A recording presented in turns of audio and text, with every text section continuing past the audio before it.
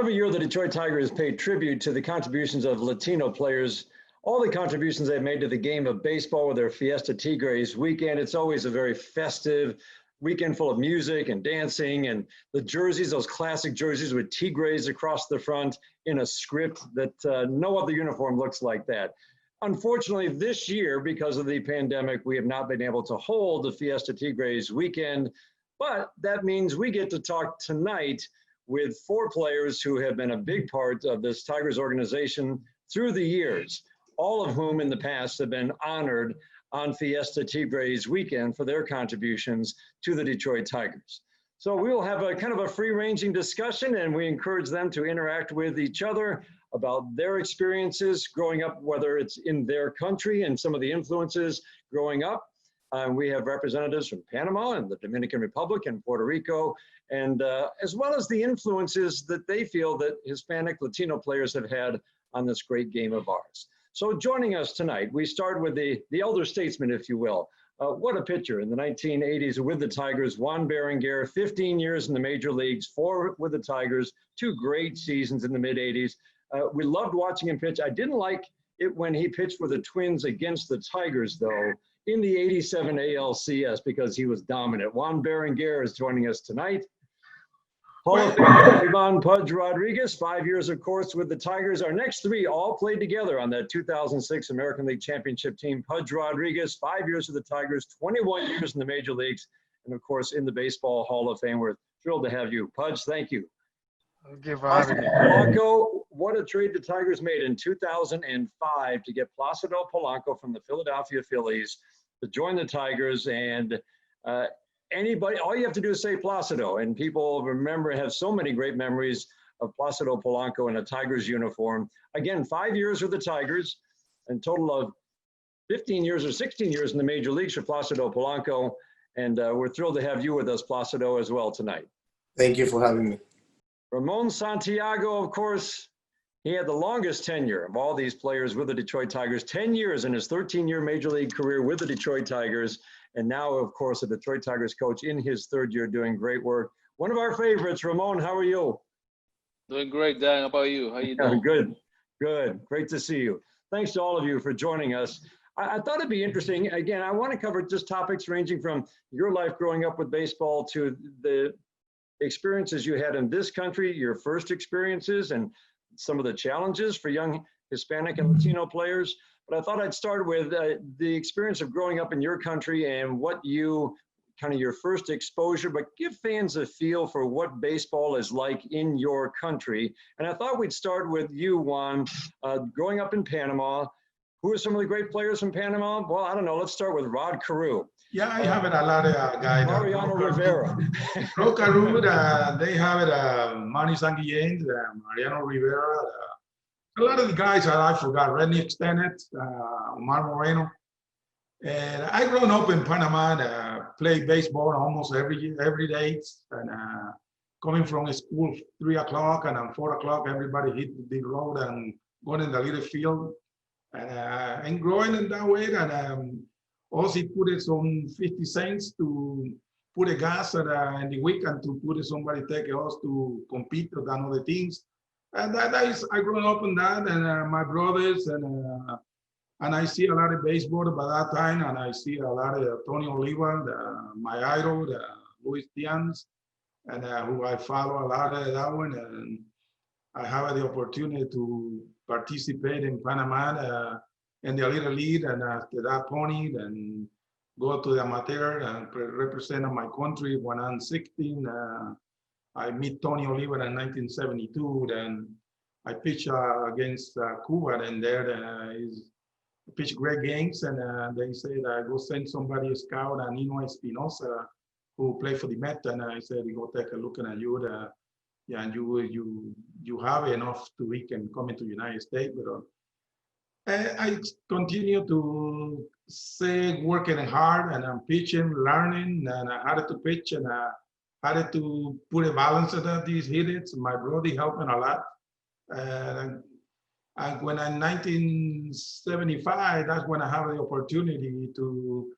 I pitched one game and I struck him out 18, and they say, "You want to go to the United States?" And I say, well, see, it's my goal. I gotta go, and I gotta go. I signed that date, and the next day in the planes, and come to St. Petersburg with the Met, New York Met, and sit close to Tom Seaver, all the Jerry Kutzman, all these guys, and Joe Torre. I believe Joe Torre, the manager, and then he said, "What are you thinking?" I said, "Well, I have to compete a lot with these guys, right? I'm looking what are they have it in the bullpen and everything.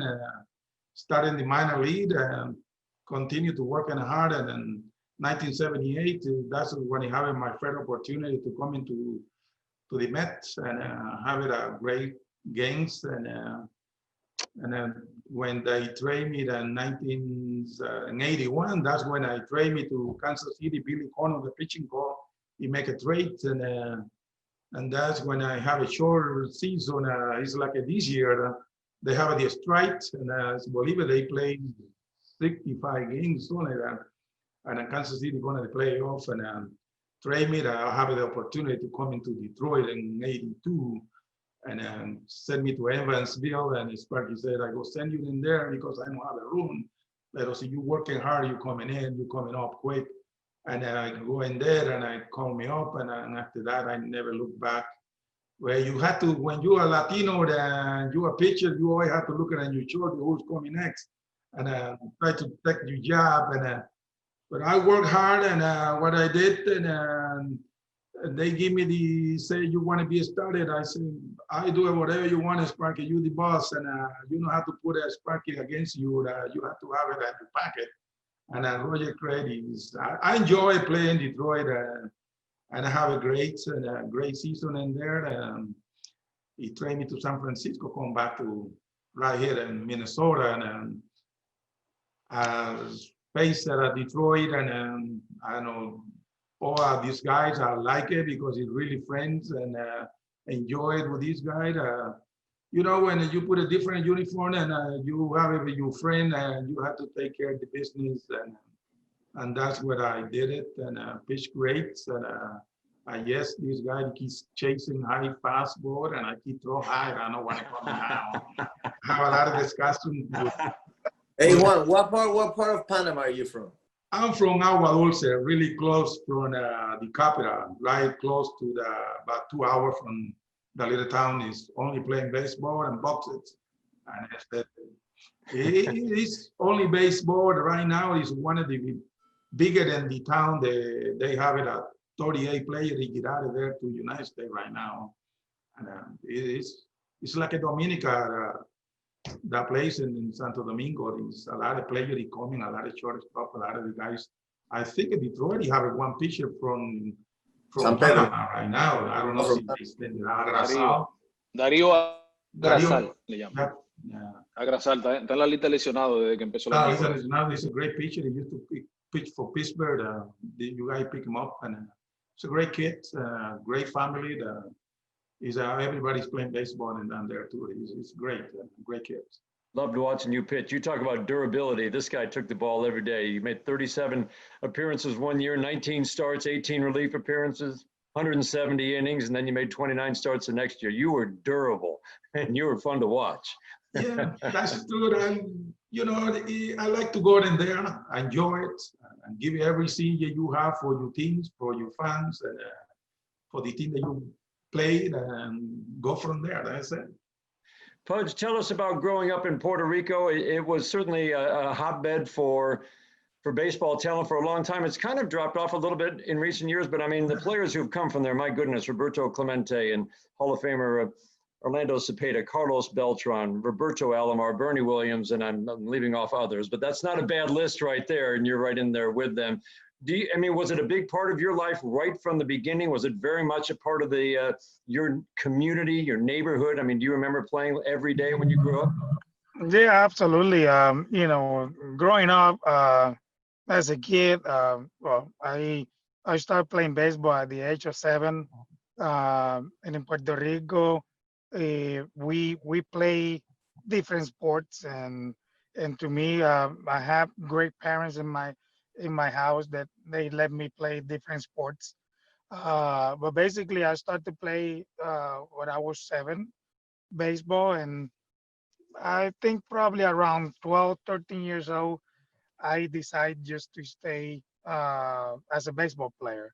I believe it or not, I was a basketball player, a volleyball player, and I just figured out that baseball was my best decision. Obviously, I'm a 5'9". I'm not a tall guy. I was a good basketball player, but my height didn't help me uh, to reach the goals in basketball. Obviously, volleyball was a sport that I still play today as a fun when I go home. It's a sport that we always play in the island of Puerto Rico. But I make the decision when I was like 13 years old that that I want to be a baseball player, and uh, my parents just let me enjoy my child, uh, hood, playing baseball, just enjoy playing baseball and playing all the sports, and they make me decide what sport I wanted to play, and I just choose to play baseball, and and after that, I was good in baseball, playing multiple positions, shortstop, third base, pitcher. I was a pitcher, believe it or not, and catch.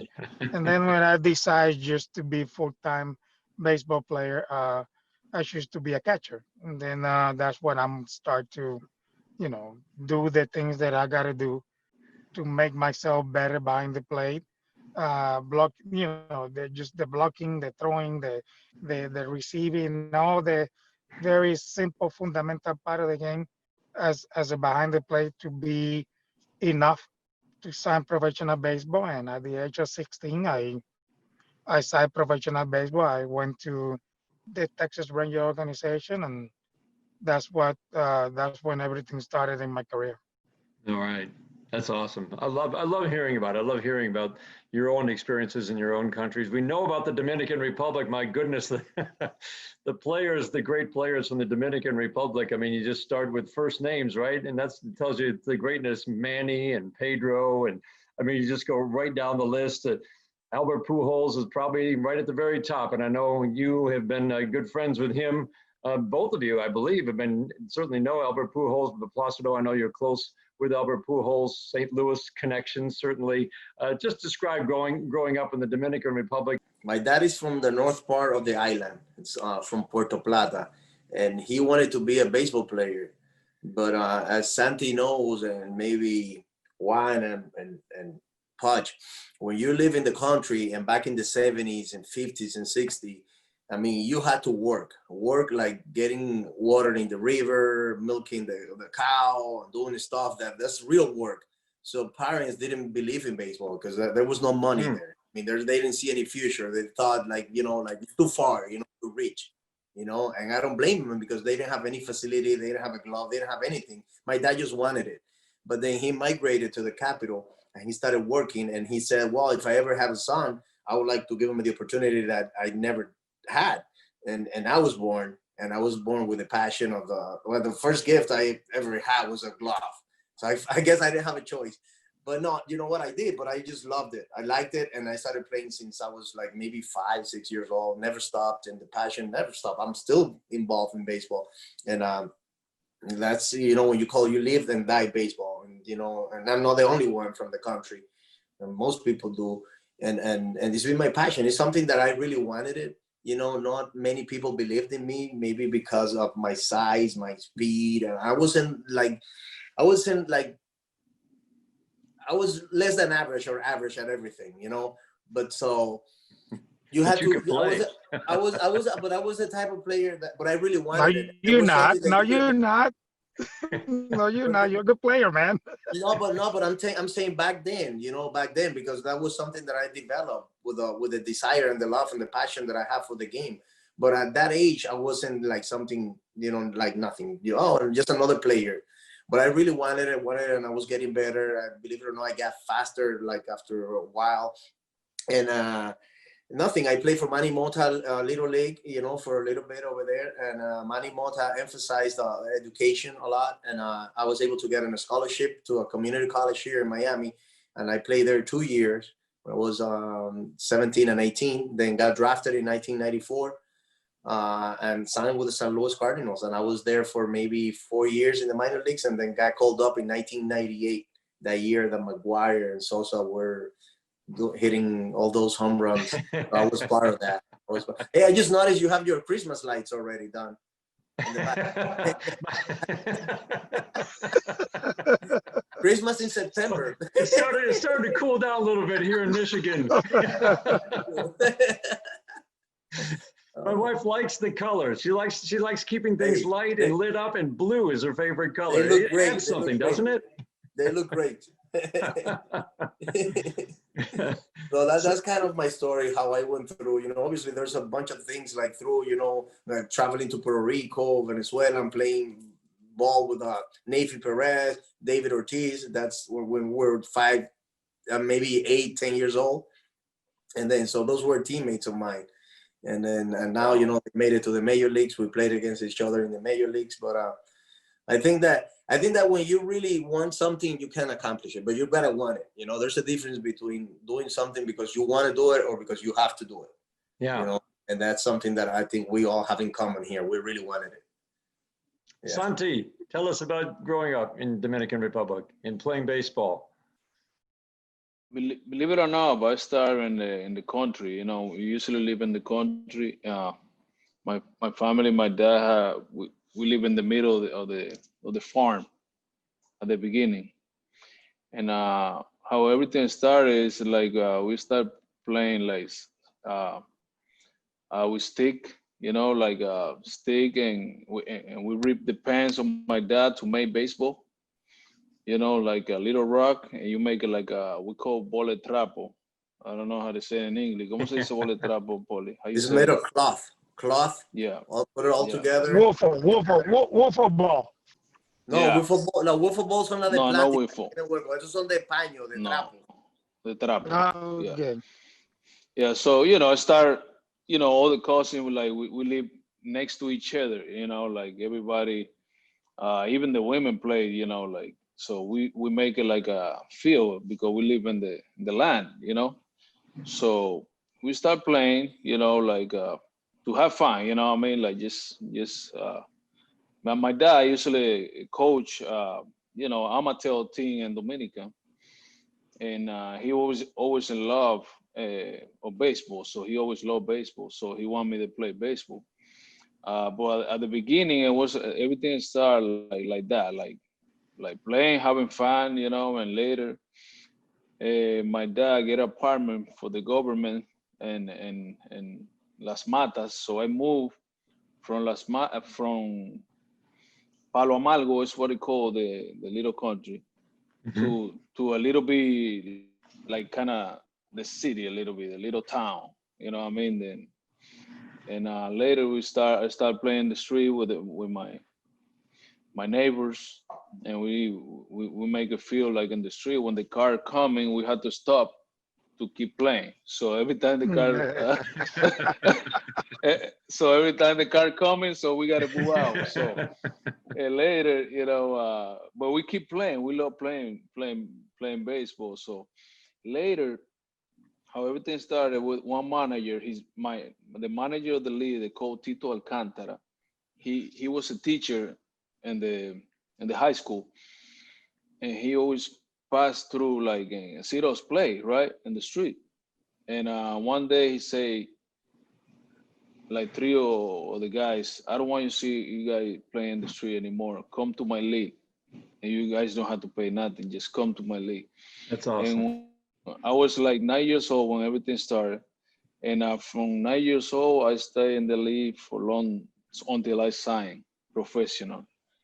And that's how everything started, you know, like. And when I signed professional, I was taking math in the school, in my high school. I was in 4th grade to finish my high school, and somebody went to the school to get me to make a tryout because the scout was in the field already. His name was Ramon Peña. So Ramon Peña, I had to ask the teacher to give me permit to go to do the tryout.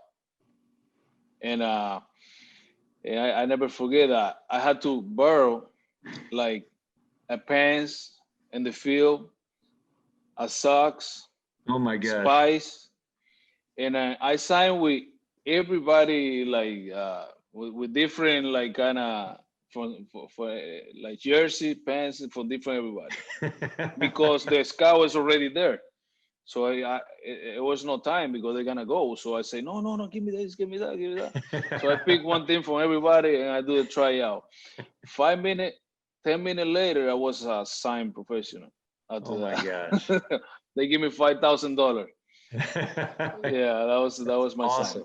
So Dan, before you continue, you can. I just wanted to say this, and the people that are watching us, that's the beauty of where we come from, right? Because believe me, today we still, there's players and there's young talent in our country. They're still going through the same that we are going through a long time ago. But the faith still there, every day. Because in our country, that's our number one sport. One country, Panama, Placido, in Santiago, DR, Dominican Republic, me, Puerto Rico. Those, those three countries are really, really focused on the game of baseball. And I have to mention Venezuela too, because Venezuela is really big in baseball. Sure. But that's the beauty of these stories, because we are a little older than the young players that are coming in right now, but they have to go through the same. We got to go through this. We got to go through a lot of teams, a lot of leagues that we play in our country. Because remember, we don't have baseball. I mean, we don't have baseball in high schools. We don't have baseball in college in Puerto Right. Rico. So we have a league that we call American Legion, right? Which is American Legion is really big in the U.S. So after American Legion, before American Legion, we have Mickey Mantles and the Kufas. So we don't have college and we don't have high schools. And Dominican Republic, they don't have that either. And in Panama. So when we coming over, and compete with the draft here in the United States, we have a little kind of like disadvantage because we don't have the college and the high school. So that's that's the beauty of all of us, Yes. that we have to go through all these obstacles that we have to go through to become a professional baseball player. And then when we have this dream that we have, that all us three that we have at the time, then well, Santiago just mentioned that he has a $5,000 signing bonus. I have a $27,000 signing bonus. That's what they pay me. But guess what? My dream was to be in the big leagues and accomplish my dream. And the dream was to be in the big leagues. It wasn't for the money, and I think maybe Placido, Juan, and Santiago thinking the same. But when we have that opportunity to become a professional baseball player, that's what we want. We wanted to put the professional uniform in the United States, and then everything take care of the rest. That's That's true. just that's a true great because, great you point. have one chance and you have one opportunity. See, they give it to you, you have to take it because you never know. Say they change the mind, and Right. you only have to show the opening here and do whatever you can do and learn from for the rest of the another one and listen. Try to be the best that you can, and when they come in the opportunity, and then when they give you that, you have to grab it and don't let it go because you have to prove it. Yeah, we have one. We have one opportunity we have one opportunity back in our days. Every time I talk to kids, I say, look, you have a big dream, and I always say, look, you got to go to college and at least go 3 years in college, and then you can be 1 year away to graduate from a degree that you wanted to have in life. Because baseball, you never know. If you fail in baseball, you have 1 more year to graduate in something else that you want to do in life. So that's the beauty of today's game, that these kids can go to college and get themselves stronger. Placido can tell you that because Placido been there. Yeah. Placido went to college, and Placido can tell you how good it is to be at least 2 years.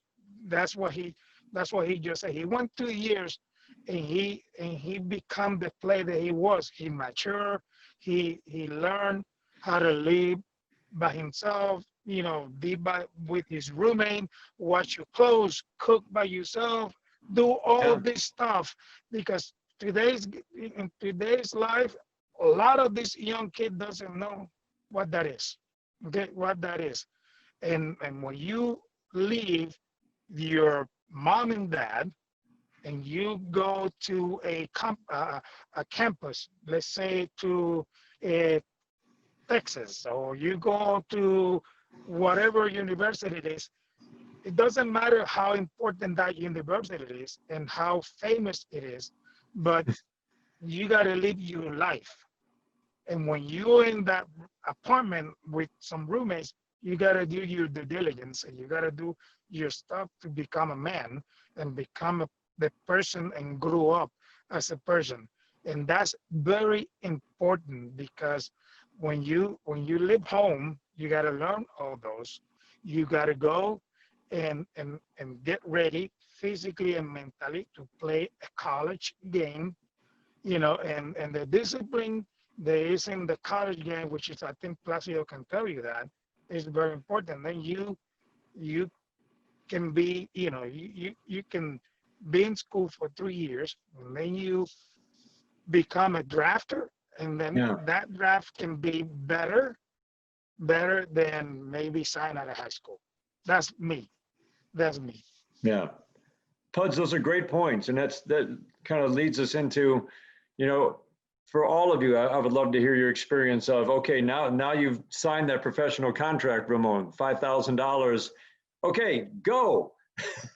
Now you go to the U.S. And I always think of the young Latino and Hispanic players who get signed, I don't know, and they start in the Midwest League, and they're suddenly with a host family in Iowa. They don't speak Spanish. You don't speak much English. I mean, it could be a culture shock. I would love to hear from, maybe we'll start with you, Ramon, and then maybe Placido, because you had a slightly different transition to the U.S., just about what that is like, and maybe how much it has changed, because Juan, you started in 1975. So let's start with Ramon, of just about coming to this country and what that was like and how you dealt with it. At the beginning, everything was happy, happiness, because, I remember Ramon Peña called us in the first days, the training there for the summer league, and he told we go to instructional league, so I don't have to play in Dominican. So everything was happy, right? So when I get to the state, the food, not speaking much English, I only know like a couple words. So if we go into the cafeteria, we had to, tell her what we're gonna eat. So, and sometimes you don't like, at the beginning, you got sweet beans. Totally different food. Completely different food. Like the chicken was with sweet. I never eat sweet chicken before. Everything was salty, and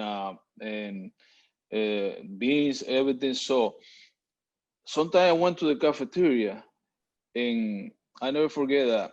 I walked to the cafeteria, watch the food, go to the next door, and out, go back to my room without eating. Wow. So I probably get a banana, and eat it, So I did it that for maybe for the first 10 days. I was trying to eat something, because I wanna. So one of the guys that teach me to survive It's one of my best friends. It was Fernando Ronnie. We come together to International League. A great guy. Fernando told me, hey, you gotta eat, man. Don't even think about it. You gotta eat. I say, okay, I'm gonna try it. But after that, the big adjustment, so we had to go walk like I said 3 or 4 blocks, maybe 4 kilometers to get some food at McDonald's or Burger King. So that was the closest thing. So we don't have no card, right? We don't have no card. We don't have no money. But we only got, sometimes you got a couple $100. And when we play Stand the Spring, and that you spend it quick, and sometimes we don't have nothing. So I passed a lot of hunger at the beginning not because it wasn't food. They have food there for us, right? The team have food, but I wasn't used to eat that food. So, and one of the things that I always remember, they always started teaching us how to speak in English, and start studying so like that you can understand and ask for food, for the simple thing. And but it's a different, the culture was different at the beginning, but you had to adjust. So later I say to myself, if you want to become MLB player, you have to survive. You have to become tough man. That make you grow really quick, because you gotta it make you grow a lot. So it's really, but those are the things that stuck with my mind. I got a story before Polanco jumps in, and I got a story the same. In when I came to the States, no English for me, like obviously as a Latino, and You're we 16. always in Port Charlotte at 16 years old, and I came to Port Charlotte, Florida, and we only at the time in Port Charlotte was uh, 2 places to eat: McDonald's and Ponderosa. Ponderosa restaurant and McDonald's. Okay, so the McDonald's place was closer to us, and we walk every time through it, and I got in and I said, well, I want to eat there one day, but I cannot say how, right? And so Sammy Sosa, Juan Gonzalez one day came with me, and let's go to McDonald's. So we get into McDonald's. So Juan Gonzalez ordered first, and then Sammy Sosa ordered after. And then when I get to the desk, I freaked out. I freaked out because they're all over there waiting for their food, and I was like freaked out, looking the panel on The the top, menu. looking the menu on the top, and the lady was asking me, can I help you? Can I help you? Can I help you? Because there was a lot of people in the back. And I said, well, I like to have a McDonald's with a Coke. And the lady told me, with the employees, what without employees? With the employees or without the employees? Oh man. And I got so embarrassed that I went home. Hey, you can do that now. You can do that now. Well, I still do it every once in a while. But No, but I mean buy the McDonald's. You can buy the McDonald's. I say, See, I want a McDonald's with a Coke, and she said, with the employees or without the employees? Everybody look at me. I went home. I went back to the hotel, and guess who bring me 20 pieces of chicken nuggets with a Coke? The good old chicken Sammy Sosa. nuggets. Sammy Sosa. Sammy wow. Sosa bring it Wow. over to me. That's awesome. But I was Yeah. so embarrassed that I went back to the hotel. But guess what? Those are the things that you learn. And you Yeah. cannot be shy to speak the language, because No. it's going to be a day that you're going to speak well the language. And that's what we're doing tonight. Yeah. Look, and now my English very good looking. Juan, you fall asleep. Juan, are you there?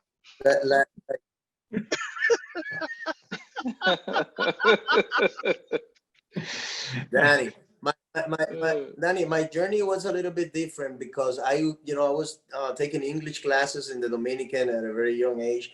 And then when I came to Miami-Dade, in Miami, you speak a lot of Spanish. There's a lot of Cubans here. So it wasn't like if I really wanted something and I didn't know how to say, you could say in Spanish and everybody's going to understand me here.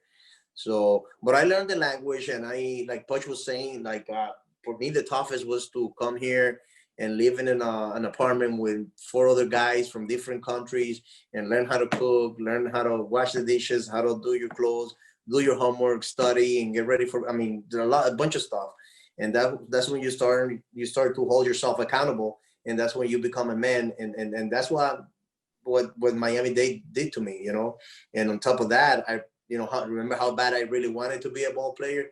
You're getting good training, good coaches, playing with good baseball, good fields, good uniforms, and all that stuff.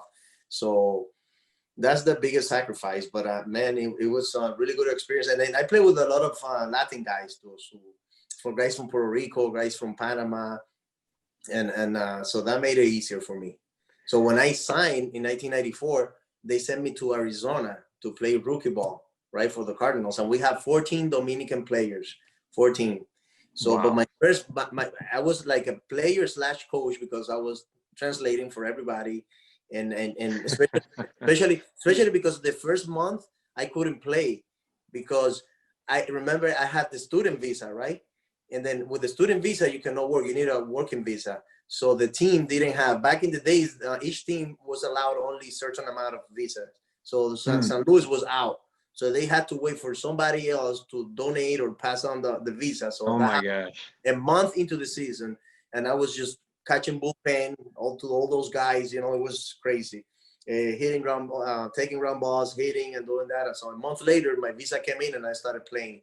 But the fact that I knew the language, that was a big help. I was a big help for the Latin players there in 1994 in Arizona, and we won that year in Arizona. Did you? So yeah, we did. That's awesome. So after that, I just kept moving up slowly. Well, 1975. I was going to say, you debuted in 1975, and I was looking at the number of Latino players in baseball was down around 10% when you debuted. By the time, Ramon, you debuted, it's almost to where it is now, which is a little more than 1/4 of all players from Latin American countries. So, Juan, for you, what was the experience like? It had to be, there weren't as many players. I'm assuming there weren't as many players in the minor leagues. Yeah, it is. I come into the United States, St. Petersburg, with the Mets, and not having too many Latino. They have probably about 10 guys in there, the whole camp. Wow. I meet Ned Jones. He used to be a manager for Kansas City. Sure. He speaks a little Spanish, and he's in the same first year. He's at the first draft and so on. And he's a catcher. I get along, and he said, "You know the pump sign?" And I say, "No. You give me 1, 2, and 3. I said that's enough." What about 1 and 2? They said the same thing. I don't care. And then that's when in 1975, I never have another sign, so only 1, 2, 3. If somebody's in second. Didn't change. To when I retired, Lance Barrow tried to do something. I said, Lance, no, because I go hit you with a fastball. And he never. 1, 2, 3 sign works very good for you. Yeah, he's only fastball and a little slider and a split finger. Oh, the baby. Maybe the 120 pitch, maybe the 100 fastball that you no question. Yeah, no question about it. And so the 1, 2, 3 sign works very good for Juan. Yeah, and I said, no, give me pump, nothing. It's 1, 2, 3. I said, no. I was a big believer of number 1 sign because that's the only pitch that the pitcher has the most control on, and I can use that all over the plate. And then the 2 and 3 is secondary. I use that a lot with Nolan when I play with. I use that a lot with Nolan when I played with him 3 years, and Nolan and I we never have a scan report. We never meet. So, Tom House at the time. Yeah, Tom House at the time. We, he showed me the lineup, and he gave the lineup to Nolan. And every time we go to meet with Nolan, he say, "Coach, like always, like M3, and this is a good pitch for me to throw after a 90 mile an hour fastball." I'm like, okay, I'm good with that. I'm good with that. And at So 40, when you have a 45, he was 98 still. like this, and this at 90, that's a good combination. And he was still pumping it at 45 years old, wasn't he? He used to throw hard. 46 years old, Dan. 46 years old. Wow. That was the last year of Nolan at 46. He was I throwing saw him at Tiger Stadium. 98. He came to Tiger Stadium, and everybody knew it was going to be his last appearance at Tiger Stadium, and they filled that place. They filled it. It wasn't, it was just a walk-up crowd because they knew Nolan Ryan was pitching, and it was a sight to see. It was just amazing, just amazing. Yes. Yeah. Yes. I would love to hear from you guys because one of my favorite things about the WBC, and I know the timing can be really kind of an odd thing for baseball, but the thing that I have loved about watching it through the years are the crowds outside of the United States, whether it's in Asia where the horns and the bands are playing, whether it's in the Dominican Republic, wherever they hold it in the Latin American countries, the energy and the crowds are just amazing to me, and I love it. I love the atmosphere. Can you guys just talk a little bit about what it has meant to you and some of the influences that Latin American Hispanic players have had on the game of baseball in this country? Because there have been many influences, all to the good. Maybe start. Go ahead, Juan. Yeah, I love to pitch in Detroit. I like the crowds. Sometimes you feel a little stiff, so you hear the crowd. You don't feel no pain, no nothing. And I used to love every place I go. The only place I used to go is Boston. I pitch good in there, but I always pitch really tough in New York, and I don't like the crowd because it's too crazy. But I used to go in there and I'm making my mind, and I used to make it one inning good, and the next one he had me. And that's the baseball. The crowd, it makes you feel better. Right now, I watch the baseball. I do it in the radio sometimes, and here in the Twins, it's completely different. It's completely different. I don't know how the player he can react, and to see it, then. It's completely different, but if you feel the fan in there and you feel you in there pitching, you wanted your crowd behind you, and I believe it is saying everybody out, and he's saying what in the infield when you pitching, you looking at your infield and say, I got to make a ground ball that this guy go catch the ball, and then you have a trauma with the kind of 1 out coming in basing loaded. I said, I got to keep it, this guy ground board in some place, this guy can make it the double place. And then that's all used to be my mind when I coming in, and not try to make it a fly ball and nothing. Is try to make it somebody can get some ground ball. And I used to pitch a lot of inside when I come in with somebody in bases. And yes, everybody like it, and everybody want to hit a home run off me. Secretly making some mistakes, and everybody swing too hard, and get some ground ball where I want it. Yep. Pudge? Well, for me, I think when you wear any uniform, I mean, obviously, when you mentioned then the WBC, that's unique. When you represent your country and you put that uniform, or you put any uniform that you represent. I had the privilege to use 6 uniforms in Major League Baseball, and all the 6 uniforms that I wore in Major League Baseball to me was like prestige. It's just like really proud to wear that uniform.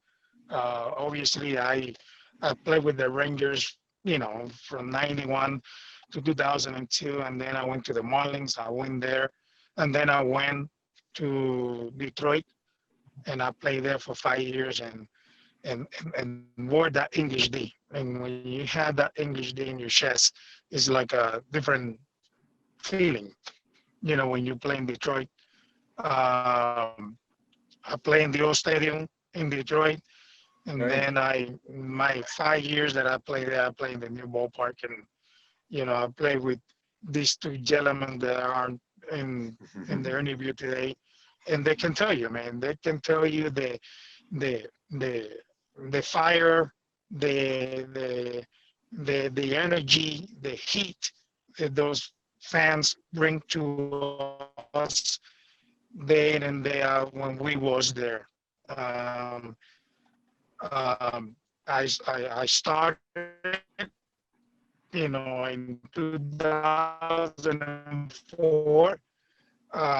Dombrowski brought me in, and basically he told me, "Hey, you coming in there?" And then that's what these great players came, like Polanco, Santiago, Maglio, Carlo Guillén, Cabrera. All the guys came in, and then we bring Verlander from Toledo to our ball club, and the rest was history. So, but I think when you play with in Major League Baseball, or you represent your country, or you play world baseball, Puerto Rico, Dominican Republic, Panama, Japan, everything. And I say this because I was one of the players that I was there in the first baseball Classic.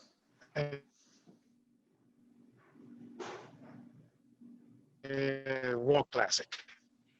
I was there. I played there I played there twice, and we started the baseball classic. And you represent your country, and you put that Puerto Rico uniform on with the colors, the Panama uniform with the colors of the flag in your in the U.S. is a different feeling. It's a different feeling that you go there and play and perform and play in front of you or fans, because we have the opportunity to start our first round in Puerto Rico.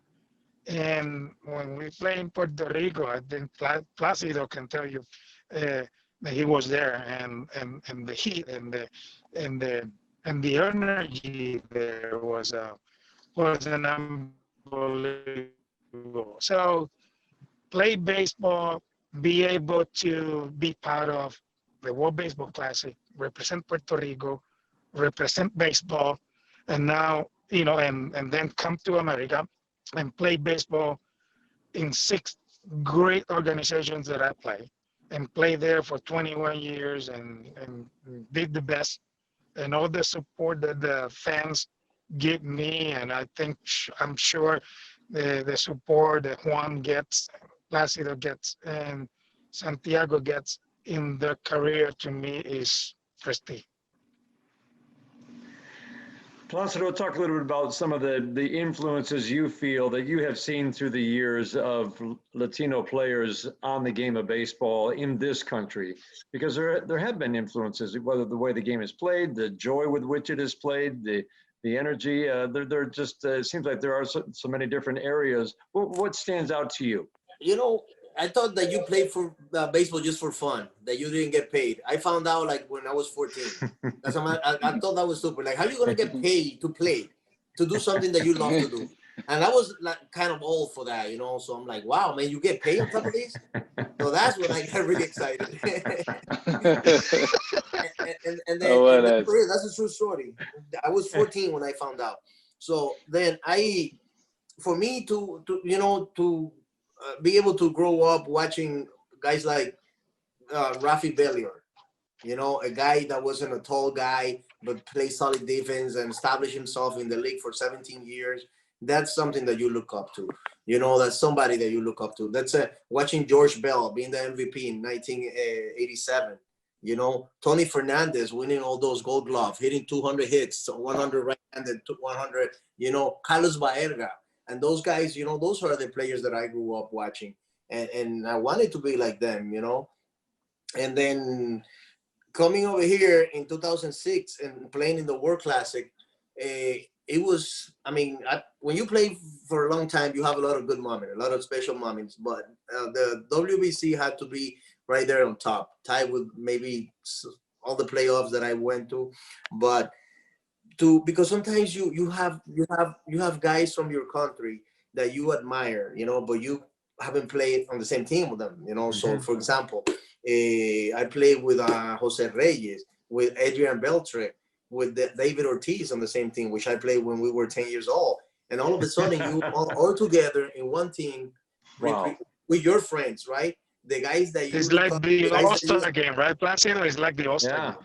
like the All-Star, man. It's a guy, people that you admire, and then representing your country on top of that, and then the support that you get from the people. Like I remember that year we started our first round in Orlando, and we saw like all these red and blue and white, all Dominican people. Then when we advanced to Puerto Rico, the same crew was there. They flew to Puerto Rico, the same people. Wow. Yeah. You know, they're there and their support. And then as a player, you're like, wow, man, these people really want it, you know, and they really get you going. It's a good feeling. And then after Puerto Rico, they flew to San Diego with us. They had tickets all over. They follow us like up to the end.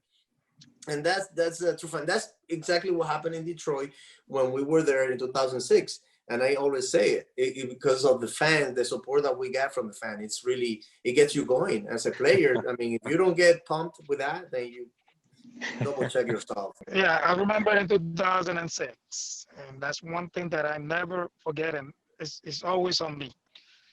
When Maglio hit that home run, Oh. when we beat the Oakland A's in in 4 games, that we are jumping in the home plate.